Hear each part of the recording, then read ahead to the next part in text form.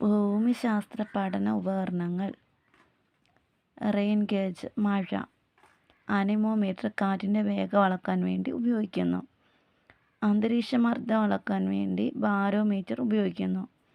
അന്തരീക്ഷമർദ്ദം അളക്കാൻ വേണ്ടി ബാരോമീറ്ററാണ് ഉപയോഗിക്കുക. ഉയരം അളക്കാൻ വേണ്ടിയിട്ട് അൾട്ടിമീറ്റർ ഉയരം അളക്കാൻ വേണ്ടിയിട്ട് ഉപയോഗിക്കുന്നു. ഉയർന്ന താപം, ശക്തി എന്നിവ അളക്കാൻ വേണ്ടിയിട്ട് പൈറോമീറ്റർ ആണ് ഉപയോഗിക്കുക. പൈറോമീറ്റർ, ഉയർന്ന താപം, ശക്തി. ഭൂസർവേ, തിയോഡോലൈറ്റ് ഭൂസർവേ അളക്കാൻ വേണ്ടിയിട്ട് ഉപയോഗിക്കുന്നതാണ് തിയോഡോലൈറ്റ്. സൗരവികിരണം അളക്കാൻ വേണ്ടിയിട്ട് ഉപയോഗിക്കുന്ന സോളോരിമീറ്റർ.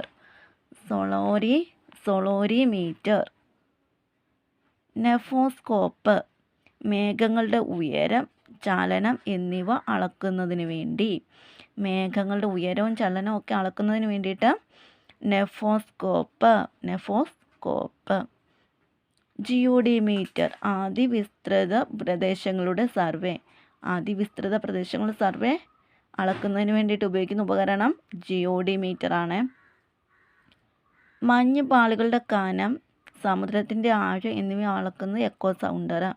മഞ്ഞുപാളികളുടെ കനവും സമുദ്രത്തിൻ്റെ ആഴവും ഒക്കെ അളക്കുന്നത് എക്കോ സൗണ്ടർ.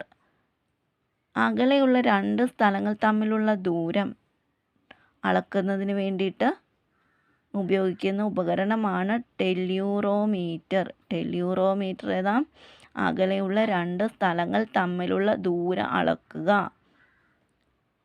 താഴ്ന്ന താപനില അളക്കുവാൻ ഉപയോഗിക്കുന്ന ക്രയോമീറ്റർ ആണ്. താഴ്ന്ന താപനില അളക്കാൻ ഉപയോഗിക്കുന്നത് ക്രയോമീറ്റർ.